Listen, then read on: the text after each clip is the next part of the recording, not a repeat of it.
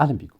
في الفيديو ده هنتكلم على ازاي ترفع الباند سكور بتاعك في السبيكينج تيست من باند 6 لباند 8. فلو التارجت بتاعك ان انت تجيب 7 بلس في امتحان السبيكينج فالفيديو ده مهم ليك. في البدايه عشان نعرف ايه المطلوب مننا بالظبط في امتحان السبيكينج محتاجين نتكلم على الباند descriptors ونشوف ايه الكرايتيريا اللي احنا بنتقيم على اساسها واللي بناء عليه بنقدر نوصل لسكور سواء 7 او 8 whatsoever. فاحنا عندنا 4 different aspects بنتقيم على اساسهم بالنسبه للسبيكينج تيست. تعالوا نشوفهم مع بعض. أول حاجة عندنا الفلوينسي and coherence، دي واحدة من 4 different aspects. تاني حاجة lexical resource و grammatical range and accuracy، وآخر حاجة pronunciation. هنشوف دلوقتي بشكل سريع ايه الباند descriptors دي عشان نجيب باند 7 بلس، ايه المطلوب مننا في كل واحدة منهم عشان نعرف ايه الاكسبكتد. طبعا زي ما احنا شايفين بالنسبه للبي دي اف فايل ده موجود على الويب سايت بتاع IELTS.org، فبالتالي دي الببليك باند ديسكريبتورز بتاعت السبيكينج تيست اللي على اساسها احنا بنتقيم او المفروض نبقى عارفين احنا واقفين فين بالظبط. فتعالوا نشوف بالنسبه للفلوينسي اند كوهيرنس. لو احنا بنتكلم في باند 7، فباند 7 باختصار ان احنا ممكن يبقى عندنا hesitation لو ليه علاقه باللانجوج. احيانا بيبقى ممكن فيه repetition او self correction، يعني ان انا بقف وبصلح لنفسي وبكمل تاني الكلام. بستخدم discourse markers بفلكسبيليتي، وطبعا بستخدم conversation fillers عشان اقدر اعلي الباند سكور في الفلوينسي and coherence. بالنسبه لللكسيكال ريسورس بستخدم شويه idiomatic language، وبيبقى فيه عندي less common words شويه مش كتير، وبستخدم طبعا الفوكابولري اللي عندي flexibly عشان يعني اقدر ان انا اخدم topics معينه او اقدر اوصل الفكره بتاعتي في topics مختلفه. كمان عندنا ان احنا بنعمل paraphrasing بشكل مظبوط. ثالث حاجة بالنسبة للجراماتيكال رينج and accuracy، وهي دي مهمة جدا جدا، ان احنا نستخدم wide range او range of complex sentences. complex sentences يعني احنا المفروض نستخدم adverb clause, adjective clause و noun clause. فالتنوع ده مطلوب، ودي تبقى معظم السنتنسز اللي احنا بنتكلم عليها او اللي بنستخدمها تبقى complex sentences. وطبعا ان احنا ما يبقاش عندنا غلطات grammatical. ممكن يبقى في حاجات، بس في حاجات طبعا يعني لو كل ما الغلطات ما تزيد كل ما يقلنا في الباند سكور. واخر حاجه عندنا البرونسيشن، وهنا هو بيقول ان البرونسيشن فيتشرز بتاعه باند 7 هي ما بين باند 8 وباند 6، اللي هي ان احنا يبقى عندنا اسبيكت، يعني عارفين مثلا بنعرف نعمل وورد ستريس، بنعرف نعمل انتونيشن مظبوط، وهكذا، اللي هي الحاجات الاساسيه الاربع حاجات بتاعه البرونسيشن. فدي كانت باختصار بالنسبه للكرايتيريا المطلوبه مننا عشان نجيب باند 7.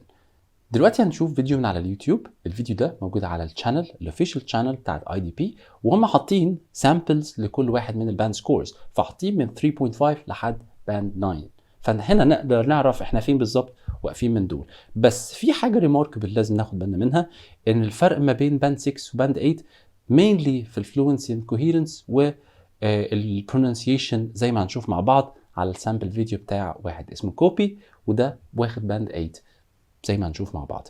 فدلوقتي البلاي ليست دي موجوده على اليوتيوب، وهتلاقوا اللينك بتاعها برضو مع اللينك بتاع الباند ديسكريبتورز موجود في الديسكريبشن تحت عشان تقدروا ترجعوا لهم وتشوفوا تفاصيل اكتر عنهم. فدلوقتي هنتنقل للفيديو ونشوف مع بعض ونعمل بوزز كل شويه بحيث نفهم ايه اللي حصل او ايه اللي خلى كوبي يوصل للسكور بتاعه ويوصل لباند 8.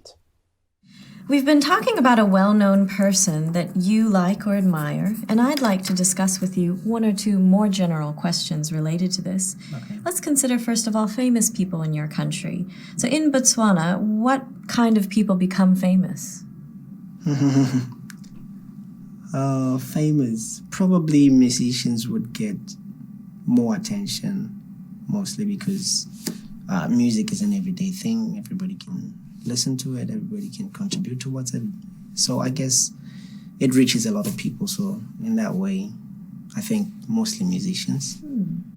لو لاحظنا ان هو بيعمل ريبيتيشن ومش بيكون سنتنس كومبلكس زي ما هو مطلوب في الباند ديسكريبتورز، بس البادي لانجويج بتطلع انتونيشن مظبوط او بتطلع فيه رايز اند فول، والصوت بتاعه ماشي بشكل كلير، تحس ان هو نيتيف سبيكر او ان هو بيتكلم بشكل بطلاقه بشكل ناتشرال، وهو ده اللي هو محتاجه في امتحان السبيكينج. فده اللي هيبقى البيس اللي ماشي عليها كوبي throughout the video. فتعالوا نكمل مع بعض. Is that the same as in the past? In the past, were musicians also celebrities? I don't know. I'm not sure whether celebrities is the right word to use. But yeah, well known, I think, would be the one. Yeah, in the past, I think it's also been like that because even the old generation were reaching out through music. So yes, in some way, I believe, yeah, still the same. What about in the future in Botswana? Who do you think are going to be the famous figures? Movie people. I don't know. Movie people? Is the film industry developing? It's a growing country, so it's growing in every respect. So I wouldn't put it past them to see in the next I don't know, Brad Pitt out of there. I don't know. لو لاحظنا في استخدام الكونفرسيشن فيلرز بيستخدم I don't know, yeah, well, كل الحاجات دي هو ما بيقفش، هو بيكمل الكلام بتاعه وبيستخدم conversation fillers عشان يملى الجابس بتاعت السكوت، ودي من الحاجات اللي علت الباند سكور واللي خلته يضمن او ان هو جاب باند 8 according to IDP. Well, let's talk about celebrity culture now. How are famous people used in advertising? Well, same music. It reaches out to people, so the government and other companies and other bodies in the country are trying to use music to reach out to people and pass the message. So in that regards, I think music is playing a part in that way. So Are there other commercial reasons? Commercial, I think my country is not really commercialized at the moment. It's not really. How about in general? In general, I don't know. Not really. Yeah. Well, how about negative effects? How can celebrities create a negative effect in our youth? Well, there seems to be a growing trend among our celebrities to be taken to recreation drugs and stuff like that. لو لاحظنا هو ماشي ببيس بطيئة شوية، بس هو عشان بيجمع الايديا مش عشان اللانجوج ذات نفسها which is obvious. يعني هو باين هو بيجمع الفكرة عن الموضوع، وده acceptable. يعني ده acceptable بالنسبة يعني لحد باند 8 مفيش أي مشكلة فيه في الفلوينسي. So I see that as a step back. I think it's affecting our nation. So it's one of those things you'd want to get rid of, but it's probably going to take a while. لو لاحظنا you want to get rid of وعمل بعينه كده، فدي حاجة برضو يعني دي من البادي لانجوج اللي بتبان في الكلام بتاعه. زي ما هيقول بعد كده هيستخدم واحد من السكور ماركرز لما يجاوب على سؤال مثلا في السؤال اللي جاي. Do you think that the actions of one person can really impact an entire generation like that? Definitely. Yeah. الحركة اللي هو قفل عينه وقال definitely دي بانت في الانتونيشن بتاعه. يعني دي البادي لانجوج او الفيشل اكسبريشنز اللي بتتعمل كلها، دي كلها بتفرق جدا بالنسبة للاكزامينر، ان هو يعرف ان الحد اللي قدامه بيتكلم فعلا بشكل ناتشرال، مش بيتصنع او مش حافظ اجابات او اي حاجة بالمنظر ده. It can have a ripple effect on it. It depends on how we as a society are going to take it, how we perceive people and how we, absorb what they bring out into the community, really. Yeah. How about influencing public opinion?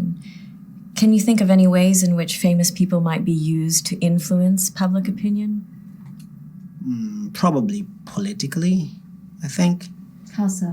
Because you see them out there in the rallies, political rallies, advocating for other candidates, political candidates, and I think in some way, especially the youth, they're easily influenced by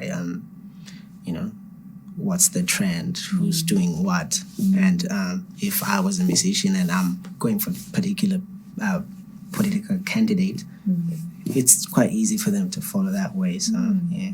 Well, thank you very much. That's the end of the speaking test. Thank you. طيب لو لاحظنا بشكل عام اللي عمله كوبي ان هو دلوقتي في معظم الكلام بتاعه كان بيستخدم compound sentences او قليل قوي لما كان بيستخدم complex sentences. معظم السنتنسز كانت يا compound يا simple sentences، بس اكتر حاجه ملى بيها الجاب او ملى بيها الكلام بتاعه كان الconversation fillers. فالconversation fillers كانت مستخدمه بشكل كلير وبشكل قوي، اللي كان يوضح الفكره بتاعته او يوضح الحاجه اللي هو عايز يقولها، ويبان ان هو naturally speaking، ما كانش بيتصنع حاجه فيبان كانه native. يعني في الامتحان السبيكينج احنا مش مطالبين ان احنا نجاوب على كل حاجه، بس في نفس الوقت ان احنا نجاوب بشكل ناتشرال. هو مش جاي بيختبر معلوماتك، هو عايز يعرف الاوبينيون بتاعك. ف this is the point. فده طبعا كان الريفيو بتاع الفيديو بتاع كوبي. فاجان دي من الحاجات اللي definitely تساعد ان احنا لو اشتغلنا على pronunciation والفلوينسي، او ان احنا نستخدم conversation fillers بشكل مظبوط، definitely هتفرق معانا في السكور وتضمن لنا ان احنا نجيب 7 بلس لحد ما نوصل للسكور اللي احنا عايزينه، بما ان ده requirement بتاع معظم الكانديديتس اللي داخلين الايلتس ان هم يجيبوا 7 بلس في الامتحان بتاع السبيكينج. ده كان باختصار بالنسبه للريفيو بتاع الفيديو بتاع كوبي من IDP IELTS Essentials من على اليوتيوب. لو عجبكم الفيديو ما تنسوش تعملوا لايك وسبسكرايب، واستنوا الفيديوهات اللي جايه ان شاء الله. ولو عندكم اي كومنت تقدروا تسيبوه تحت. شكرا لكم، اشوفكم على خير.